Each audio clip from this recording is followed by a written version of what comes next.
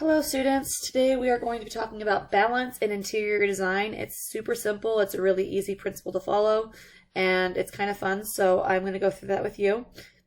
Remember, you are filling out your notes as you do this.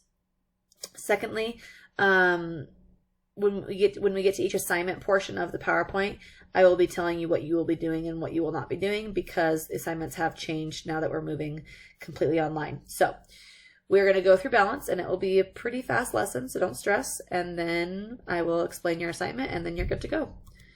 So for balance, balance basically it's another thing that was devised by the Greeks, because like I said, the Greeks basically were in charge of all things design. It was devised by them thousands of years ago, and balance is the placement of objects, so this creates a visual equilibrium.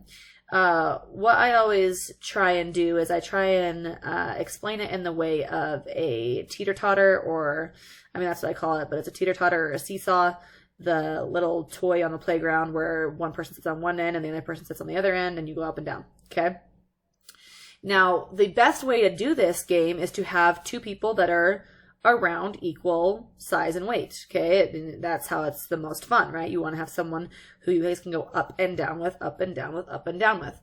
Now, if I were to get on this seesaw and I were to put a 110-pound female on one side and a 230-pound linebacker on one side, what's going to happen?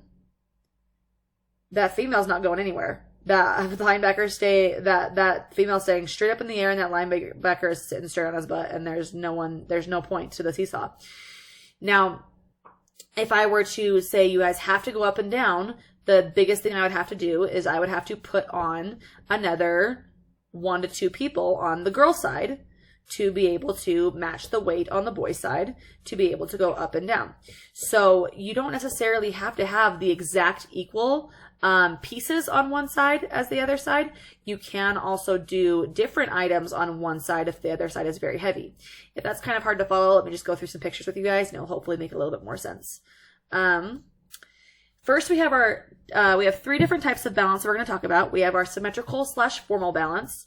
And this means it's the mirror image of parts on each side of a center point. If you were to cut this room in half, both things are going to be the exact same on both sides. If you look at this picture on the right, you see that there are there's a center square window, then there's 2 circle windows, there's the 2 staircases, there's the couch, there's the lamp, there's a table in the middle. Everything is the exact same on both sides. So that means symmetrical, okay?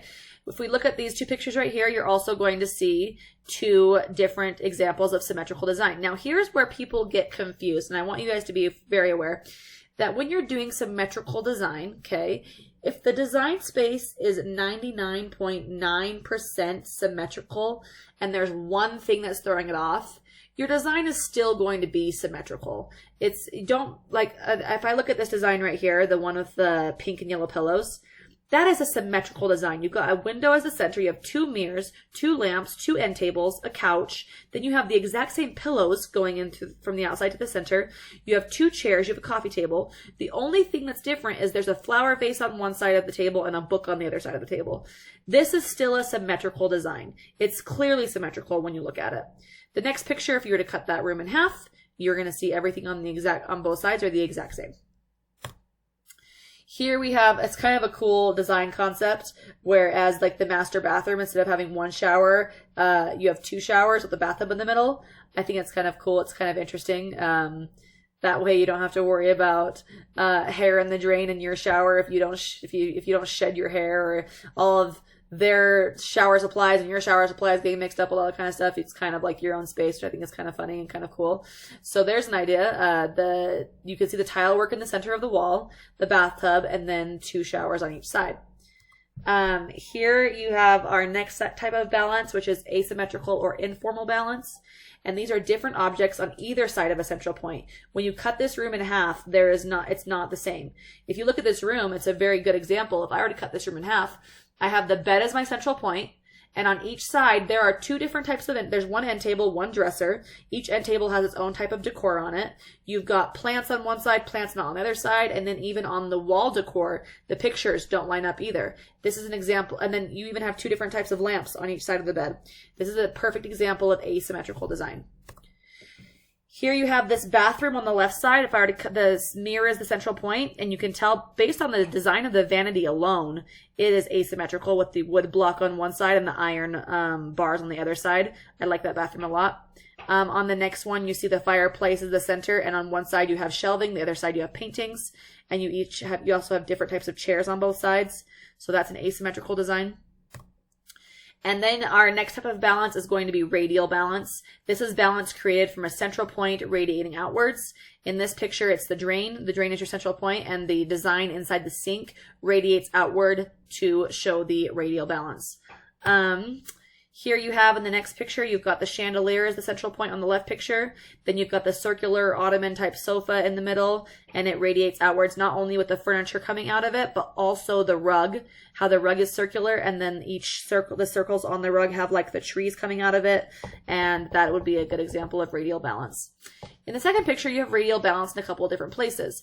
Basically, if you ever have a round dining table, it's going to be an example of radial balance because you have a round centered piece with chairs coming out of it. Okay, so that's going to be radial. But this one has it twice because of the radial balance table, as well as it being shown in the ceiling with the woodwork and the vaulted ceiling.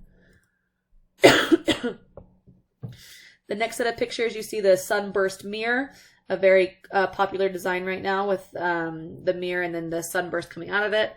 The second picture, you have this reading/nook area, and you have the radial balance coming from the ceiling and the woodwork and the wood beams, as well as the circular windows and the circular furniture working its way outward.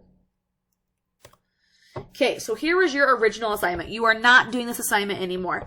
What you were supposed to be doing is I created an example of, I created a Blake fireplace mantle that you were going to design, and you were going to do symmetrical and asymmetrical and all that kind of stuff.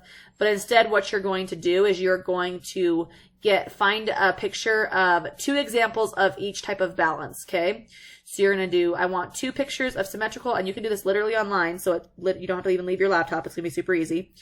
You can get on Pinterest, Google Images, I don't really care. But you're going to find 2 examples of symmetrical design in interior design, 2 examples of asymmetrical design in interior design, and 2 examples of radial design in interior design.